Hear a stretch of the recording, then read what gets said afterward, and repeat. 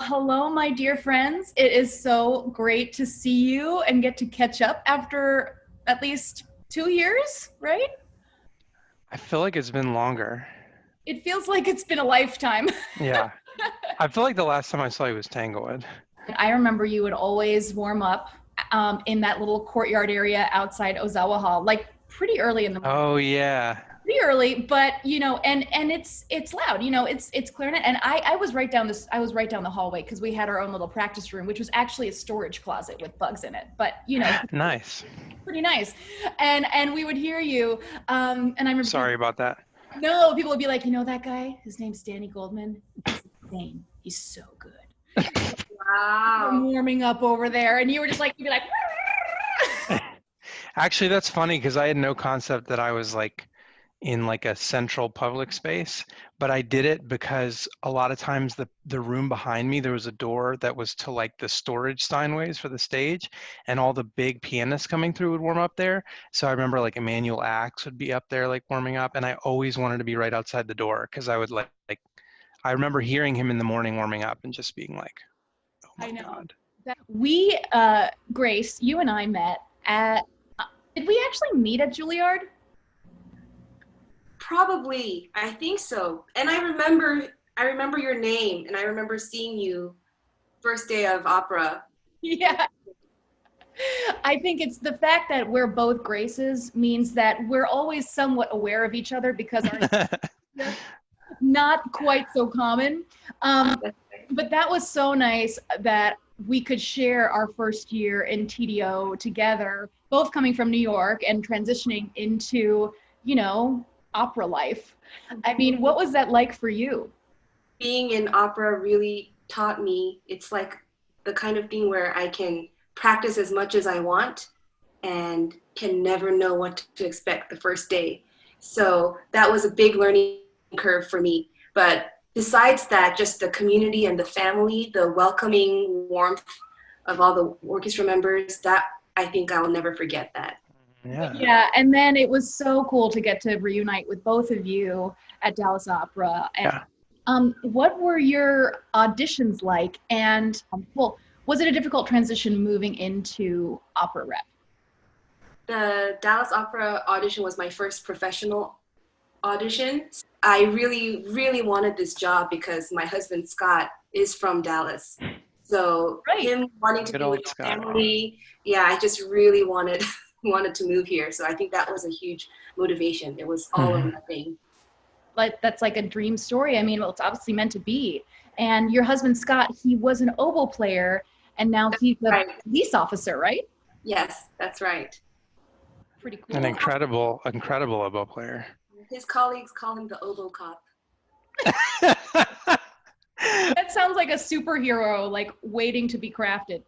Yeah, one day. It's like his own theme song. Maybe they can like magically make reeds. Yes. That would be worth That it, would be right? true magic. Oh, that's funny. Danny, what was your audition experience like? There was an overwhelming number of applicants. I go up there the day of, and I had already prepared for Canadian Opera Company, and I had like all the scores and all the recitative or all the libretti translated. I was like crazy person. The Rice Library, I was there like hours a day. And long story short, I just kept passing the rounds, and I was like, this is weird. And then I actually didn't end up winning the audition. Kenneth Krause won his principal spot, and then his old position I was given.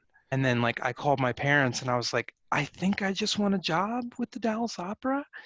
And of course my dad was like, oh, congratulations. My mom was like, oh my God!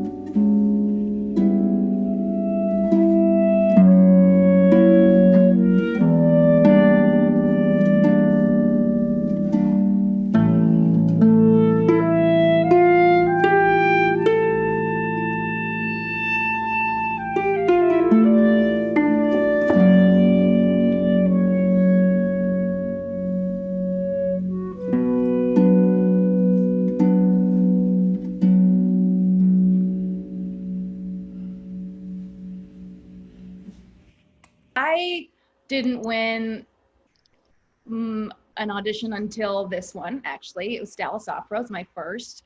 It was also kind of surreal. I had never been to Texas ever. So I was like literally picturing like the Great Plains and like scorpions, you know, because those were the only things I had heard as like a Jersey girl. And I was like, well, we'll see what happens. And of course I was pleasantly surprised. I was like, whoa, this is a cool place. Miraculously, one of my best friends, like of my whole life, still lives in Dallas. So I stayed with her. And what was funny was like the morning of the audition, I'm getting ready and I realized I had accidentally thrown away my contacts the night before. And because I was using disposables, but I didn't remember that I had switched to like permanent ones. And I had forgotten my glasses. So I was basically like visually semi-handicapped. Thankfully, my friend lent me some new contacts that were like twice my prescription. So I put them in and I was like, That's why you won. I was like, it's better to see really well and like maybe get a headache than to be like, you know, only see this far. And I'm glad that I chose that option because in the last round, I don't know if this happened with you guys, but Viom conducted me. It was that here, maybe I'll just do this little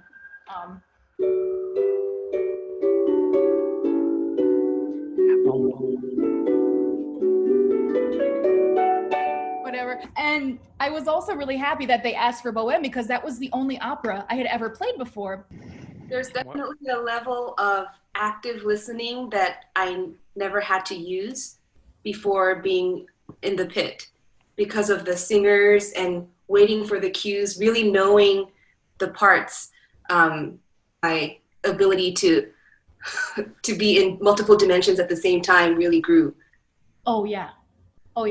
So what are some of your favorite opera moments, either excerpts that you've had to play or your favorite moments, in the pit from when you started? My first one was Wagner, Tristan and Isolde.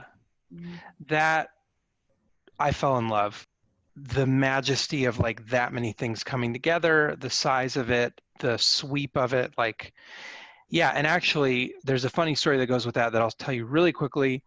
I was so new to opera that I didn't realize for Wagner that you really need to eat between each act because each act is like a concert. So each act is an hour and a half. And I remember all of a sudden, like my vision started like tunneling as we were playing and everything went like black and white.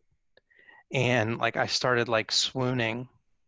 And like I turned to Ken and I was like, I think I'm going to pass out. I think I'm going to pass out.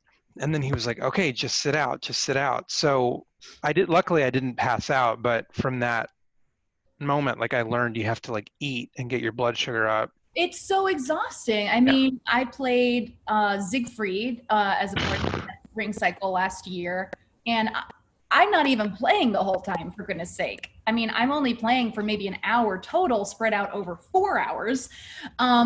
And still it's exhausting. So I can't even imagine. I mean, if you're playing the whole time, I mean, that's a serious endurance challenge. I'm good at blowing up inflatables for the pool. That's all I can say.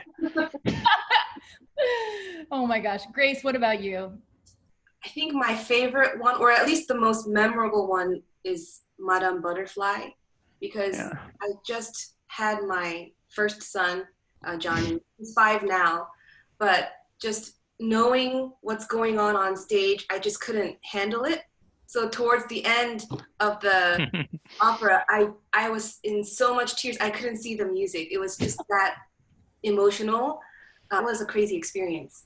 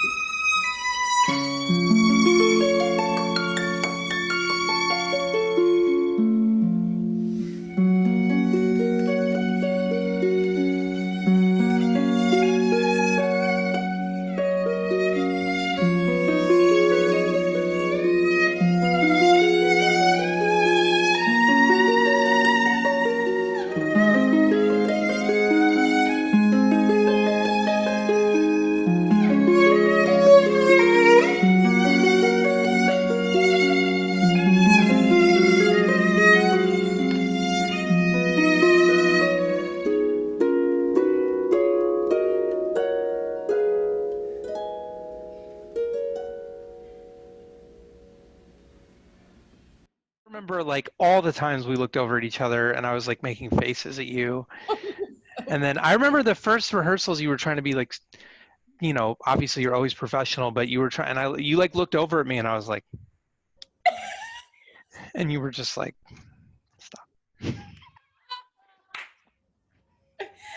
I don't think I could say no to that face, Danny. I know. Yeah. I don't think I could. You and my mom. Those are the only two people that like that face. I'd love to hear about your chamber group with your new pianist. I know that your group is called Make, and you first started off several years ago with a different name, Trio Cavana, when I was there. And I loved hearing you guys, and I think we played together on a few concerts together. So tell me, how is that going, and what are your upcoming, you know, projects?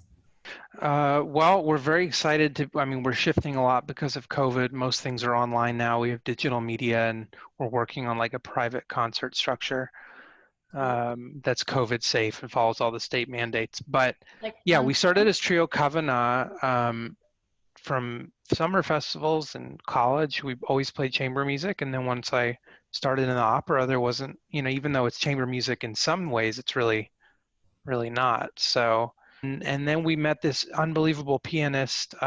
Grace, why don't you take over for when we met Mikhail? Yeah, we call him Misha as his nickname. Really amazing guy, but also incredible pianist. And so he's been really inspiring us, actually. Yeah. Pushing us. And so we really enjoy working with him. And so we tried to come up with a name that really spoke our desire to create and be really flexible and innovative. So Make was what came up, and we get a lot of question marks from people like, make what? And that's exactly it though. We want to make not only music, but videos, any kind of project possible. And yeah, we want to just explore anything that we can make with our sound. So when you guys first founded your trio, you applied for a grant from the Dallas Opera because they were actually offering professional development grants. So you guys took advantage of that early on. Yeah, that was incredible. And it gave us the opportunity and the resources to compete in a competition in New York. And it provided everything that we needed so that we can just really focus on the music. So we're really thankful for that generous gift. Well, and so where can we find recordings of you guys, or do you have a YouTube channel, or how can we listen more? That's whoismake.com. We're on Facebook, Who Is Make. Such a pleasure to chat with you. Let's keep in touch and have a good summer. Yeah. Be safe. Have fun in Rochester. Don't get snowed in, even in the summer. You never know. Okay. Bye. Bye, guys. Thanks, Grace.